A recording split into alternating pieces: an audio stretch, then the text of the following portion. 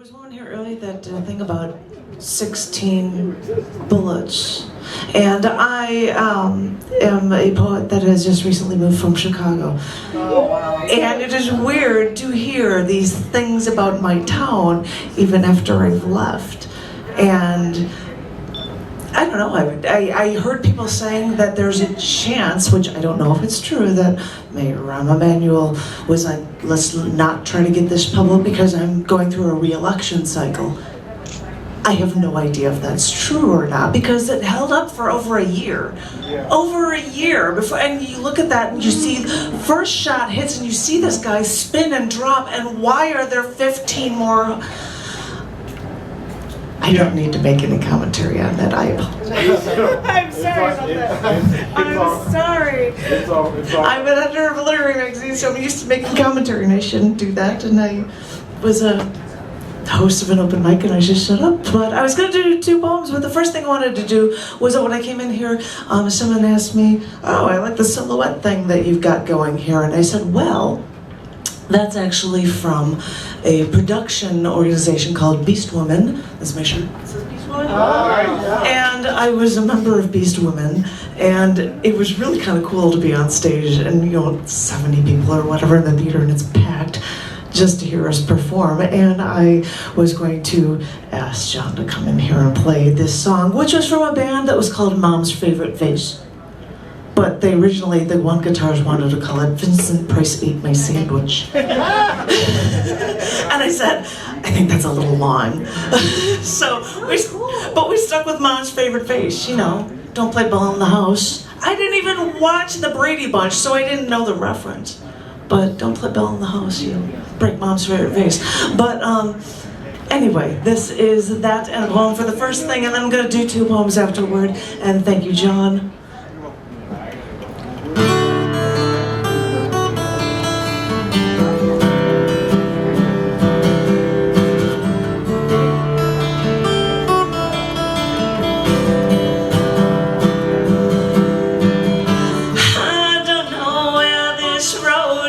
Taking me anymore, and I don't know the right lines to say.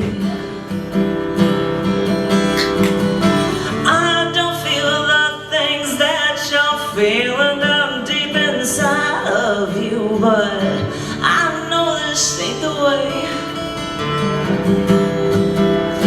because nothing ventured, nothing gained. Nothing changes, nothing stays the same. So you go your way and I go mine. Maybe one day we will find what we need in life.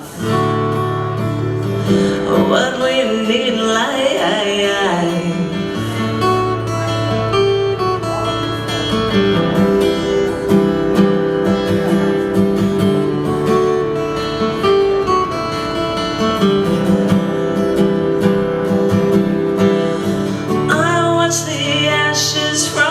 Cigarette fall to the ground, and I think this fire will die down.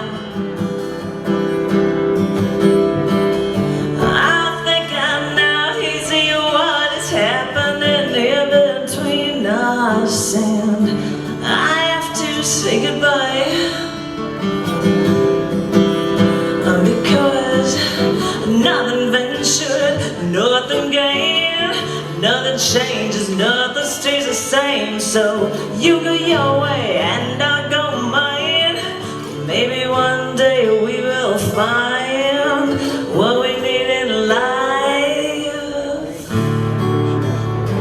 What we need in life.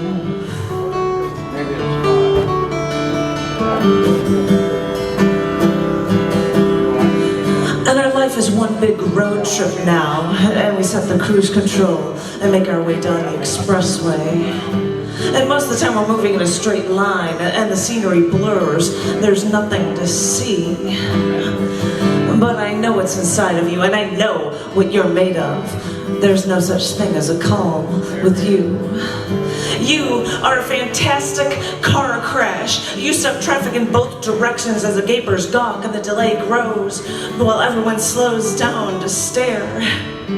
It's a spectacular explosion, you know. I try to duck and cover as metal flies through the air. And every time you leave the scene of the accident, I'm left picking up the shards of glass from the windows. You know, the glass breaks into such tiny little pieces. They look like ice. It takes so long to pick up the pieces. And even though I'm careful, I'm still picking up the pieces, and I'm still on my knees. The glass cuts into my hands, and the blood drips down to the street. Think of it as my contribution to this fantastic car crash that is you, that is me, that is us. As I pull the glass from my hands and wave my hand to the line of traffic. Go on, keep driving. This happens all the time. There's nothing to see here.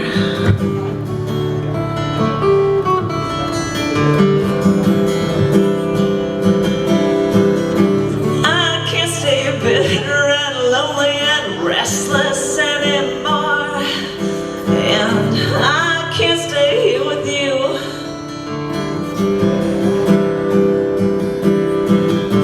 I see the red in your eyes and it scares me half to death. And I'll take this road alone, because nothing ventured, nothing gained, nothing changes, nothing stays the same. So you go your way and I'll go mine. Maybe one day we will find what we need in life. What we need in life. Yes.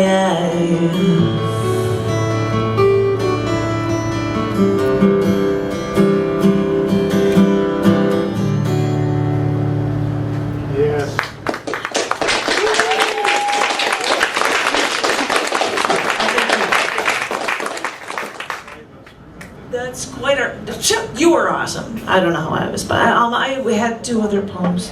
Did you, or would you like to play another song? No, I was just planning on doing two poems. I was going to do one new one and one very old one. New shit. New shit. I've never read this before.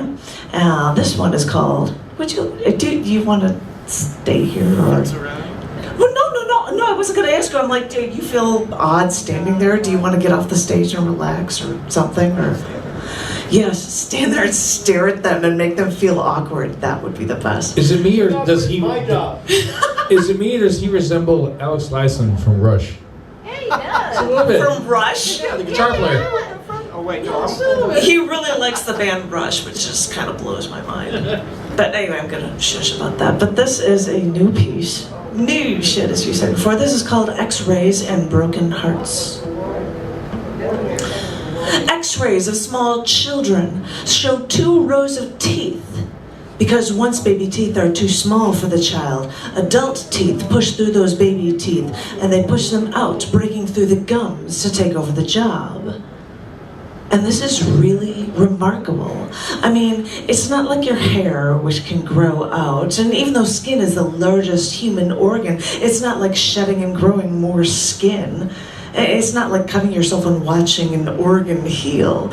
These are bones, because your body knows when you're born what you need in life.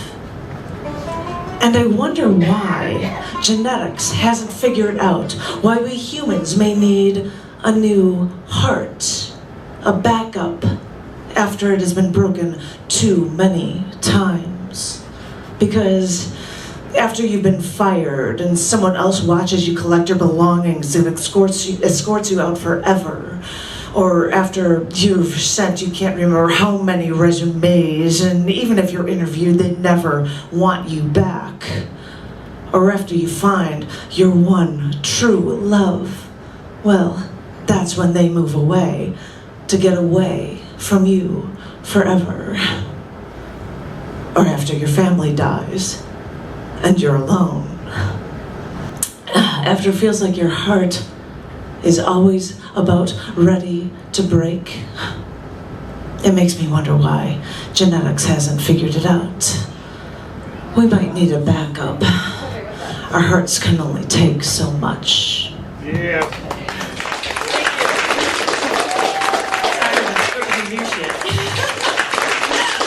This is an old one.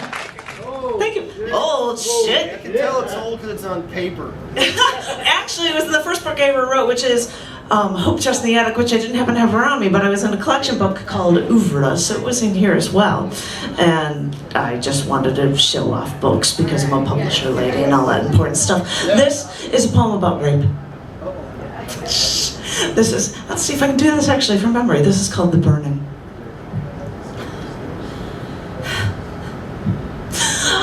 I take the final swig of vodka.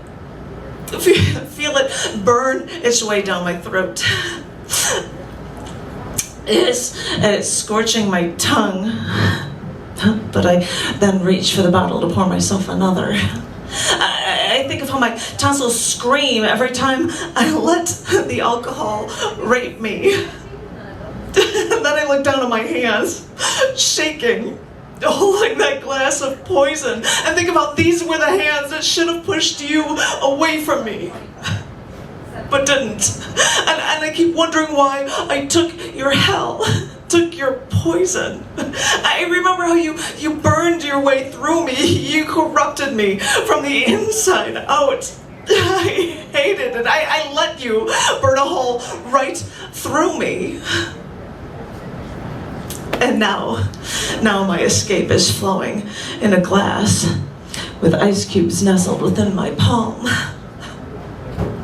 But I have to drink more. The burning doesn't last as long as you do. Whoa.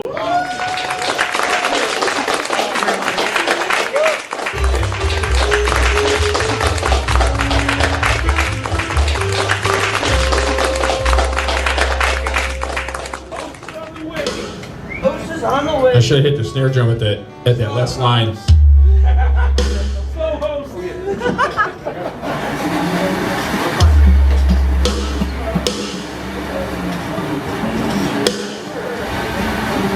Hey Joe. Yeah. Where are you going with that iPod in your hand? It's a Samsung. Ladies and gentlemen, give it up one more time for Janet.